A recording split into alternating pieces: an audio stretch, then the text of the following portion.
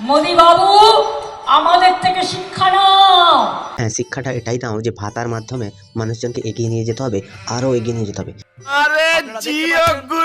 আর শিক্ষা নাও কি করে চুরিটাকে ঢেকে রাখতে হয়, কি করে কয়লা চুরি করতে হয়, কি করে বালি চুরি করতে হয়, কি করে গরু চুরি করতে হয়। এসব চুরি তোমরা শিক্ষা নাও কি করে করতে হয়। এটা হচ্ছে পশ্চিমবঙ্গের মানুষের জন্য একটা খুব ভালো সাজেশন। অনেক লাইনে দাঁড়িয়েছেন তো।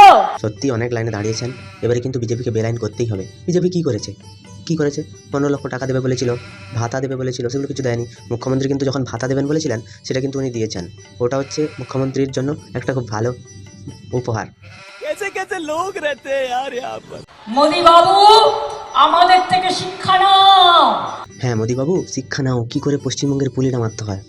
মোদিবাবু এই শিক্ষাটা নাও, পশ্চিমবঙ্গে কি করে অভয়ার তার এই যে প্রমাণগুলো, অভয়া কেসের প্রমাণগুলো কি করে লোক লাগিয়ে লোপাট করতে হয়। মোদিবাবু শিক্ষা নাও কি করে বাংলার পাউচ 20 টাকা করে পাউচ করে বিক্রি করতে হয়। মোদিবাবু তোমার এসব শিক্ষার অনেক অভাব আছে, সেই জন্য তো তুমি পশ্চিমবঙ্গে ক্ষমতায় আসতে পারোনি। মোদিবাবু আরেকটা জিনিস শিক্ষা নাও, পশ্চিমবঙ্গের মানুষকে ভালো বাসার থেকে ভালো বাঁশ দাও, তাহলেই তুমি মুখ্যমন্ত্রী মমতা ব্যানার্জির মতো আদরটা পাবে।